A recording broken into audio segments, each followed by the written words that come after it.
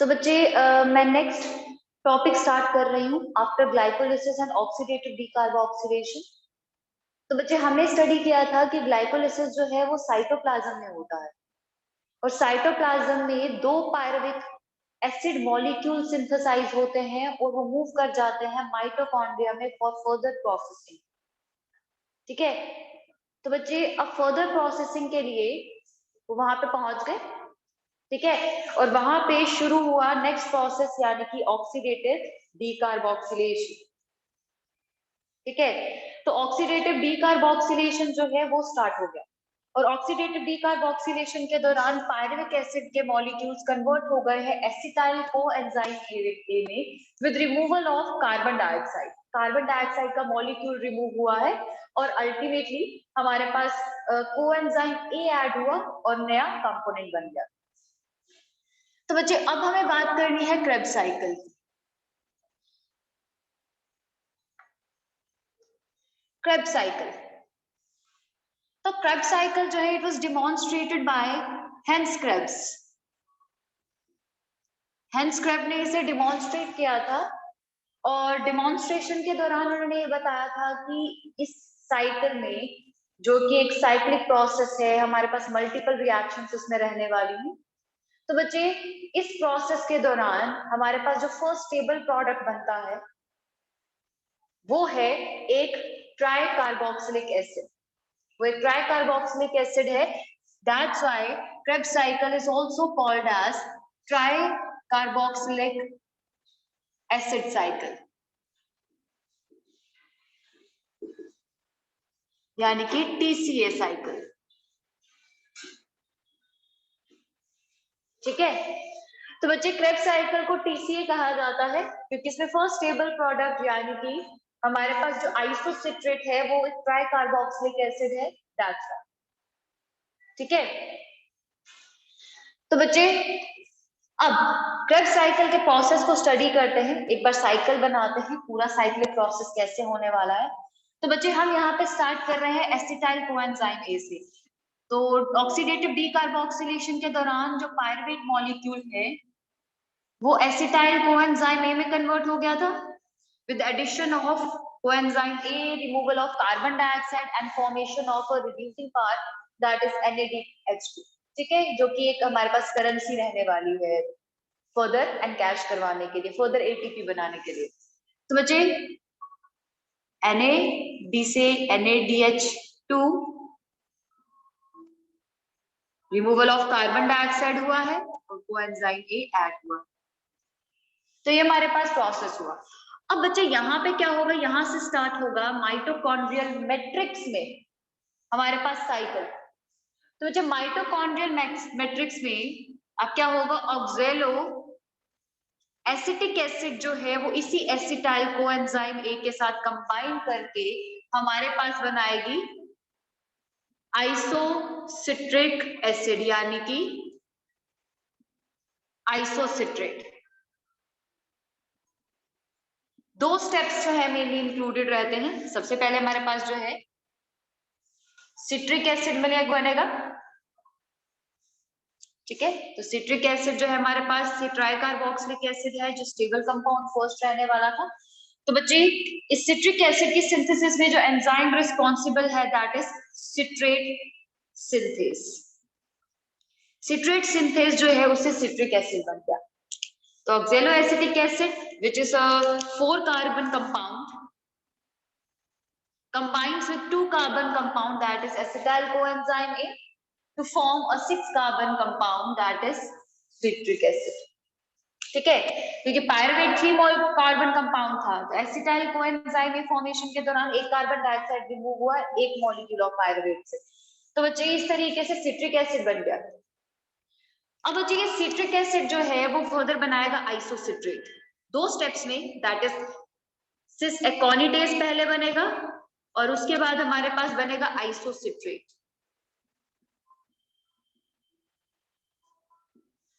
तो ये हमारे पास बन गया सिट्रेट से आइसोसिट्रेट। इसमें जो हमारे पास रिस्पॉन्सिबल है एंजाइम दैट इज एकोनिडेज। तो एकोनिडेज एंजाइम जो है वो रिस्पॉन्सिबल है दोनों स्टेप के लिए। ठीक है, तो सिट्रिक एसिड से आइसोसिट्रेट बन गया। तो बच्चे अब इसके लिए एकोनिडेज रिस्पॉन्सिबल है। अब बच्चे अल्टीमेटली इस स्टेप के बाद हमारे पास दो ऐसे स्टेप्स होने वाले हैं जो कि कार्बन डाइऑक्साइड फर्दर रिमूव करेंगे, यानी कि अभी हमारे पास 6 कार्बन कंपाउंड चल रहे हैं, तो अभी इसमें से isocitrate which is again a 6 carbon compound, उससे एक 5 कार्बन कंपाउंड बनेगा, that is alpha keto glutarate. Alpha keto glutarate की सिंथेसिस होगी।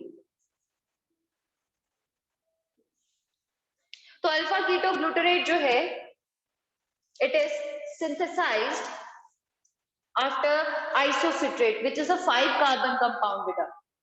ठीक है, तो बच्चे 5 कार्बन कंपाउंड है, जैसे मैंने कहा कि अब इस आइसोसिट्रेट के बाद अल्फा कीटो ग्लूटरेट की सिंथेसिस होने वाली है, और अल्फा कीटो ग्लूटरेट की फॉर्मेशन के दौरान हमारे पास रिमूव होगा एक कार्बन डाइऑक्साइड मॉलिक्यूल। तो एक कार्बन डाइऑक्साइड यहाँ से रिमूव होगा with synthesis of a reducing power also. यहाँ पे एक रिड्यूसिंग पावर भी सिंथेसिस होगी, यानी कि यहाँ पे NAD gets converted into NADH2, NADH2 की भी फॉर्मेशन होगी इस स्टेप में। ठीक है, तो बच्चे ये था 6 कार्बन कंपाउंड, एक कार्बन डाइऑक्साइड रिमूव हुआ और ये बन गया 5 कार्बन कंपाउंड। ठीक है, और इसके लिए जो एंजाइम रिस्पॉन्सिबल है हाइड्रोजन, यानी कि रिडक्शन, ऑक्सीडेशन और रिडक्शन हो रही है, तो बच्चे इसमें हमारे पास जो कंपोनेंट है वो यूज होने वाला है डिहाइड्रोजिनेज, जो एंजाइम है। तो डिहाइड्रोजिनेज एंजाइम जो है वो यूज होने वाला बेटा। ठीक है, तो अल्फा कीटो ग्लूटरेट यानी कि 5 कार्बन कंपाउंड की सिंथेसिस हो गई है। ठीक है, अब अल्टीमेटली हम बात करेंगे नेक्स्ट स्टेप की, जिसमें अगेन एक डिहाइड्रोजिनेज यूज होगा, और इस दौरान अल्फा कीटो ग्लूटरेट से बनेगा हमारे पास succinyl coenzyme A. Succinyl coenzyme A again एक डिहाइड्रोजिनेज की हेल्प से। ठीक है, तो कोएंजाइम ए ऐड होगा और alpha keto glutarate dehydrogenase enzyme जो है वो यूज होने वाला है। तो दूसरा स्टेप ये है जिसमें कार्बन डाइऑक्साइड अगेन रिमूव होगा और एडिशन होगा इसमें कोएंजाइम ए का, और बच्चे एक एनर्जी करेंसी और बनने वाली है यहाँ पे। ठीक है, डिहाइड्रोजिनेज है ना यूज हुआ है, तो NAD पॉजिटिव जो है अगेन उससे NADH2 बनेगा।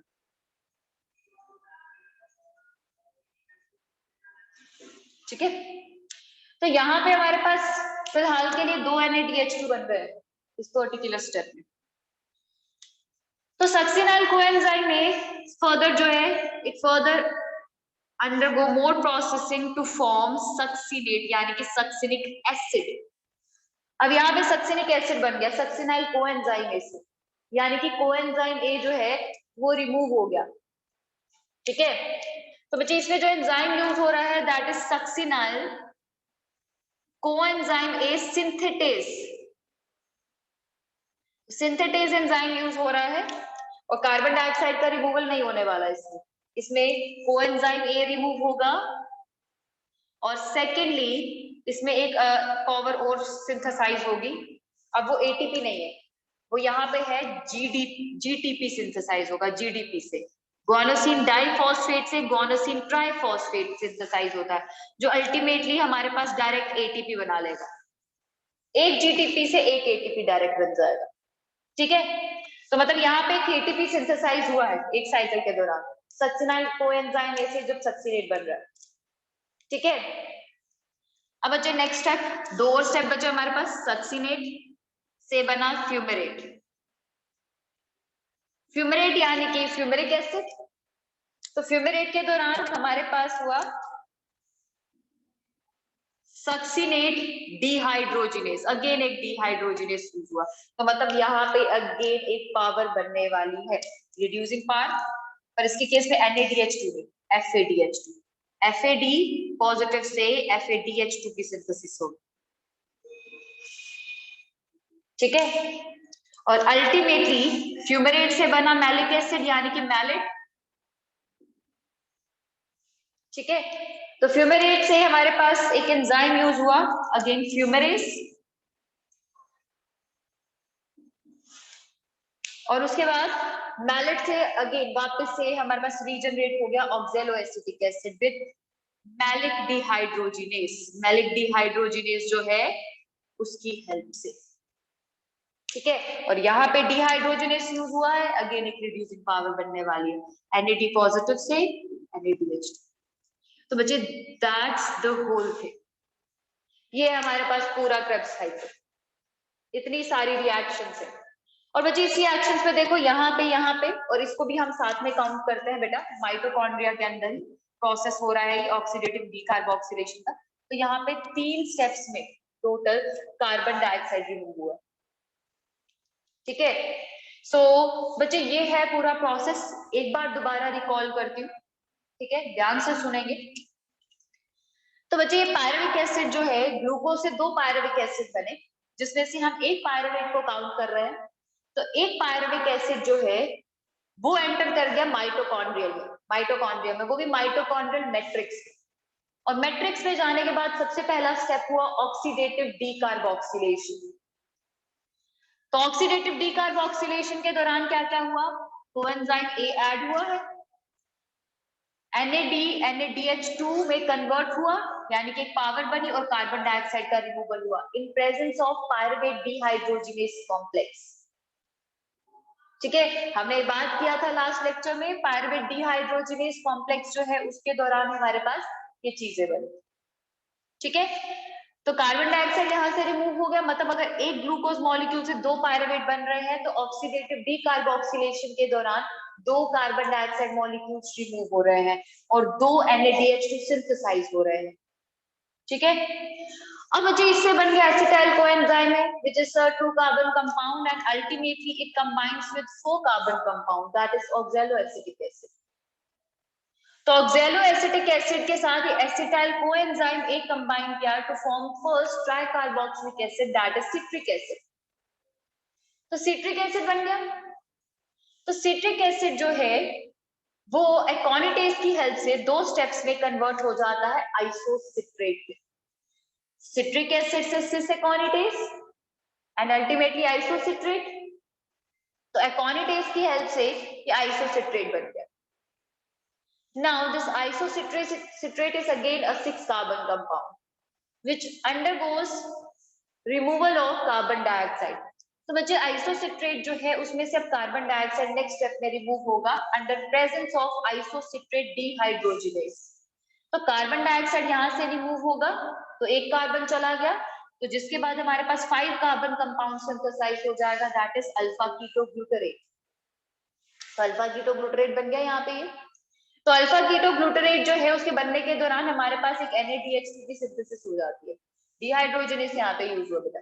तो मतलब आइसोसिट्रेट के बाद जो नेक्स्ट 2 स्टेप्स आएंगे ना उसमें कार्बन डाइऑक्साइड का रिमूवल होता है इन दोनों स्टेप्स।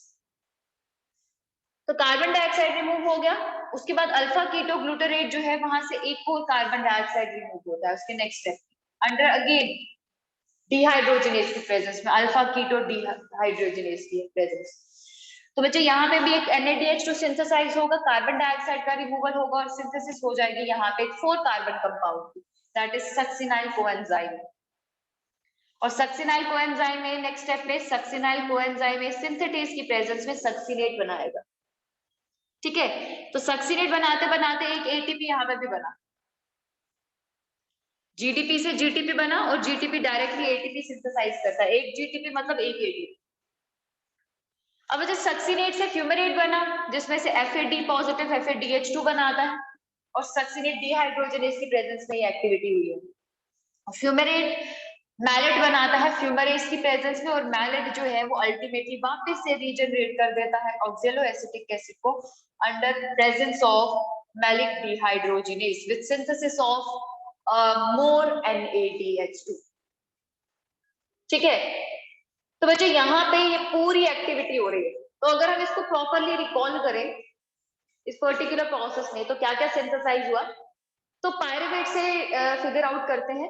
तो बच्चे हमारे पास माइटोकॉन्ड्रियल मैट्रिक्स है जहां पे दोनों एक्टिविटी हो रही है, that is oxidative decarboxylation as well as Krebs cycle. तो कंबाइनली उनकी बात करें तो हमारे पास एक ग्लूकोज मॉलिक्यूल से कितने एटीपी, कितने NADH2 या FADH2 सिंथेसाइज हो रहे हैं वो देखते हैं। तो बच्चे अगर हम बात करें तो डायरेक्ट एटीपी यहाँ पे कहीं पे भी नहीं मिला, सिवाय यहाँ पे ये GDP से GTP बन रहा था। ठीक है, तो हमारे पास एक GTP बना है, 1 GTP। इस स्टेप में जब सक्सिनाइल कोएंजाइम ए सक्सिनेट में चेंज हो रहा था तो removal of carbon coenzyme A के साथ साथ GTP की सिंथेसिस भी हो गई है। तो 1 GTP is equal to 1 ATP। ठीक है, तो मल्टीप्लाई बाय 2 करेंगे, क्यों? क्योंकि एक ग्लूकोज मॉलिक्यूल से 2 पायरुवेट बनते हैं। तो बच्चे ये साइकिल जो है वो 2 बार होगा, एक पायरुवेट का एक साइकिल, दूसरे पायरुवेट का दूसरा साइकिल, तो मतलब 2 डबल। तो डाटा डबल हो गया, मतलब हमारे पास टोटल 2 ATPs बने हैं यहाँ पे। ठीक है, एक ग्लूकोज मॉलिक्यूल से, एक साइकिल में तो सिंगल एटीपी बनता है, एक ग्लूकोज मॉलिक्यूल से। उसके बाद बच्चे दूसरा हमारे पास है NADH2। तो NADH2 ऑक्सीडेटिव डीकार्बोक्सिलेशन के दौरान भी बना, तो एक यहाँ पे, उसके बाद दूसरा यहाँ पे आइसोसिट्रेट से जब अल्फा कीटोग्लूटारेट बना है यहाँ पे, उसके बाद अल्फा कीटोग्लूटारेट से सक्सिनाइल कोएंजाइम ए बना, तीसरा यहाँ पे बना, चौथा बना यहाँ पे जब मैलेट से ऑक्सैलो एसिटिक एसिड दोबारा रीजनरेट हुआ यहाँ पे। तो 4 स्टेप्स में बना NADH2। तो बच्चे हमारे पास 4 NADH2 बने हैं, 4 NADH2।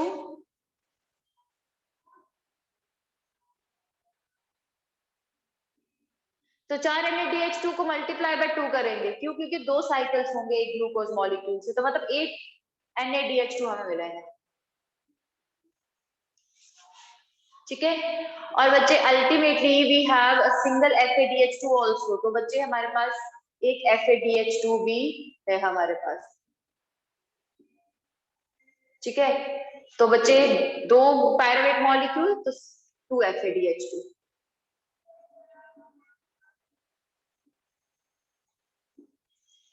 तो बच्चे ये हमारे पास करेंसीज है और डाटा है और एनर्जी है जो हमें मिली। तो बच्चे अगर एक्चुअली देखा जाए तो हमारे पास ग्लूकोज का जब ग्लूकोज के केस में जब ग्लाइकोलिसिस हुआ था, तो ग्लाइकोलिसिस के दौरान 2 एटीपी टोटल, मतलब नेट जो है वो सिंथेसाइज हुए थे। तो 2 एटीपी उसके केस में बन रहे हैं, 2 एटीपी यहाँ पे बन रहे हैं। बट अगर हम एरोबिक रेस्पिरेशन की बात करते हैं तो हमने हमेशा यही कहा है कि हमें 36 टू 38 एटीपी मिल रहे हैं। तो बच्चे 36 टू 38 एटीपी डाटा जो है वो वेरिएबल रेंज में दिख रहा है यहाँ पे। तो यहाँ पे 2 2 4 2 ग्लाइकोलिसिस से 2 यहाँ पे दिख रहे हैं, तो मतलब वो डाटा तो पूरा नहीं हुआ ना 36 टू 38 एटीपी वाला। तो बच्चे वो इसीलिए क्योंकि अभी तक हमने पूरा प्रोसेस किया ही नहीं। जो डायरेक्ट एटीपी है हमने वो तो काउंट कर लिए, लेकिन NADH2 और FADH2 से जो एटीपी आना बाकी है अभी तक हमने वो काउंट कर। अगर हम काउंट करें तो 2 NADH2 हमारे पास ग्लाइकोलिसिस से है, 2 ऑक्सीडेटिव डीकार्बोक्सिलेशन से है। ठीक है, और हमारे पास 6 जो है वो यहाँ पे क्रेब्स साइकिल से आएंगे। ठीक है, तो मतलब अगर देखा जाए तो हमारे पास नियरली 10 NADH2 है अभी अवेलेबल, जिसको अभी एटीपी बनाना है हमें। एक NADH2 से अभी हमारे पास 3 एटीपी निकलते हैं, तो 30 एटीपी वहां पर ही हो गए। ठीक है, उसके बाद एक FADH2 से बेटा, जैसे एक NADH2 से 3 एटीपी निकलते हैं ना, अभी एक FADH2 से 2 एटीपी और निकलेंगे हमारे पास। मतलब ये भी एक चेक है हमारे पास NADH2 की तरह, इसको भी हम कैच करवाना और एटीपी बनाना। तो अभी बहुत सारी चीजें जो है हमें मिलने वाली है। ठीक है, सो इस तरीके से देखा जाए अभी हमें नेक्स्ट प्रोसेस और भी करना है ताकि ये सारी एनर्जी जो है NADH2 FADH2 ये सारा हमें मिल सके। ठीक है, तो नेक्स्ट प्रोसेस के बारे में डिस्कस करते हैं, that is electron transport system.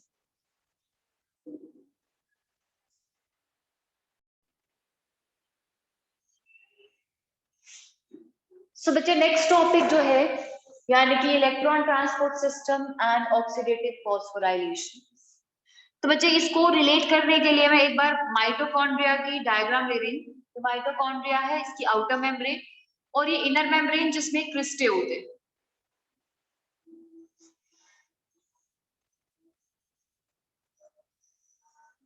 ठीक है, इस तरीके से फोल्डिंग या क्रिस्टे होंगे माइटोकॉन्ड्रिया में। ये है इसका माइटोकॉन्ड्रियल मैट्रिक्स।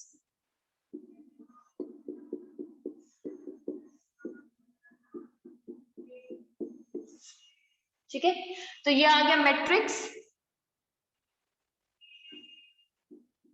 जहां पे क्रेब्स साइकिल या ऑक्सीडेटिव डीकार्बोक्सिलेशन हो रही है। ये इसकी इनर मेम्ब्रेन है।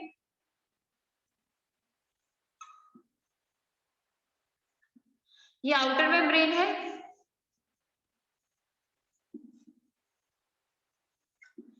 और बच्चे ये इंटर मेम्ब्रेन स्पेस है। दो मेम्ब्रेन के बीच में इंटर मेम्ब्रेन स्पेस रहेगा। तो बच्चे हमारे पास जो रेलेवेंस वाला पार्ट है वो है इनर मेम्ब्रेन, मैट्रिक्स और inter membrane space. Outer membrane को ही हम कंसीडर करेंगे अभी। तो बच्चे ब्रीफली मैं बता देती हूँ। अब मैट्रिक्स में बच्चे सिंथेसाइज हुआ है एटीपी। ठीक है, कैसे सिंथेसाइज होना है कैसे नहीं वो अभी डिस्कस करेंगे। और भी बहुत सारी चीजें हैं। दूसरी चीजें जो है NADH2 और FADH2 सिंथेसाइज हुआ। अभी हमने बात किया है कि NADH2 जो है वो हमारे पास 3 ATP और बना के देता है। एक NADH2 से 3 ATP और बनेंगे, whereas FADH2 synthesize 2 ATP in a single process। अब वो कैसे?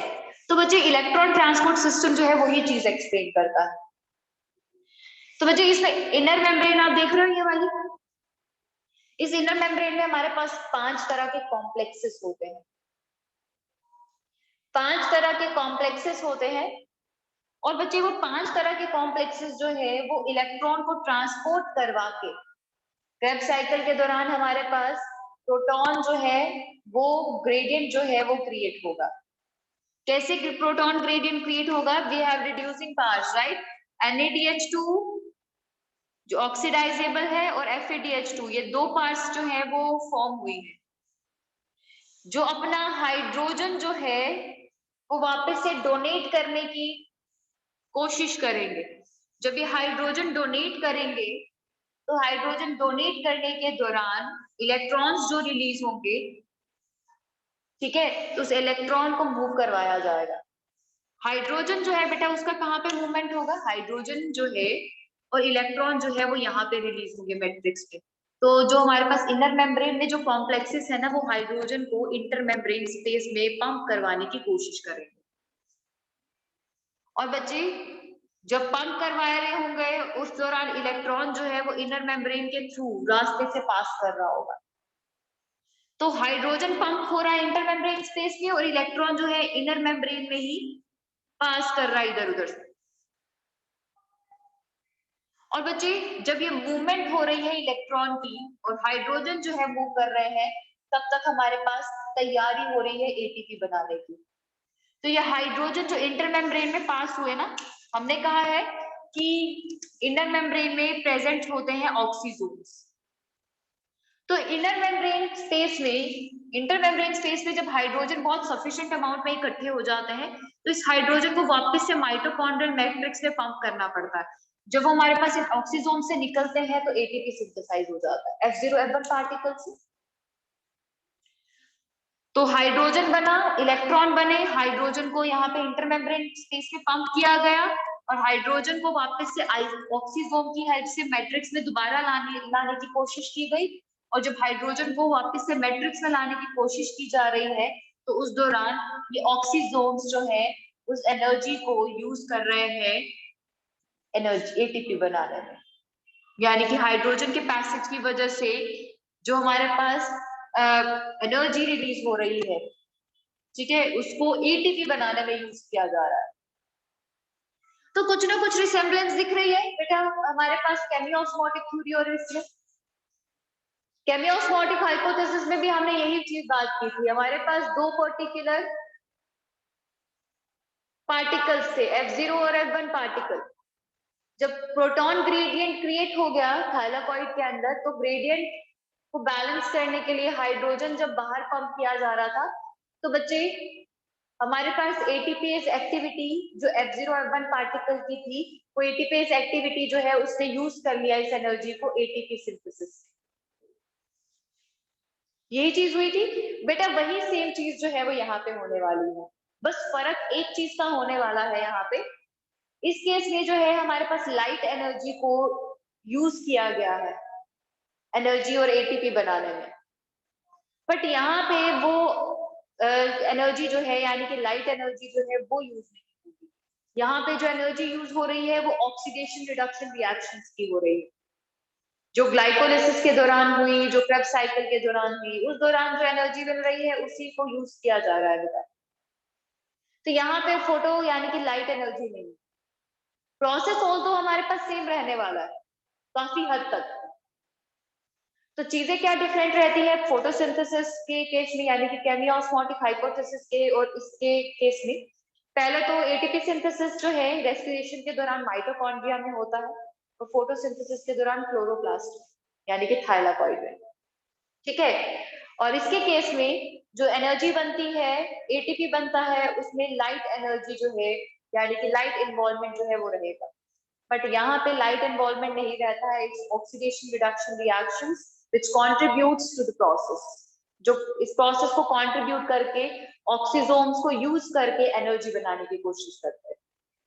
और बच्चे इसमें रिस्पॉन्सिबल होता है इनर मेम्ब्रेन मेनली, जिसमें 5 तरह के कॉम्प्लेक्सेस रहेंगे फॉर द होल प्रोसेस, और वो 5 तरह के कॉम्प्लेक्सेस जो है वो इलेक्ट्रॉन कैरियर्स, जो इलेक्ट्रॉन्स को मूव करवाते हुए प्रोटॉन ग्रेडियंट क्रिएट करते हैं, और प्रोटॉन ग्रेडियंट क्रिएट करने के बाद ऑक्सीजोम से हाइड्रोजन को और प्रोटॉन को पास करवा के एटीपी की सिंथेसिस करवाते हैं, ठीक है। और बच्चे इसीलिए बच्चे इस प्रोसेस के दौरान हमारे पास फोटोफॉस्फोराइलेशन नहीं कहा जाता, हम कहते हैं ना साइक्लिक और नॉन साइक्लिक फोटोफॉस्फोराइलेशन फोटोसिंथेसिस में। तो फोटोसिंथेसिस में फोटोफॉस्फोराइलेशन टर्म यूज की जाती है, यहाँ पे ऑक्सीडेटिव फॉस्फोराइलेशन टर्म यूज किया जाता है। तो इलेक्ट्रॉन ट्रांसपोर्ट करवाते हुए ऑक्सीडेटिव फॉस्फोराइलेशन किया गया यानी कि एटीपी की सिंथेसिस की जा रही है, ठीक है। तो यहाँ पे अब हम क्या करेंगे, NADH2 और FADH2 ये 2 करेंसीज जो हमें मिली है, 2 एनर्जीज जो हमें मिली है, उससे एटीपी बनाएंगे, ठीक है। सो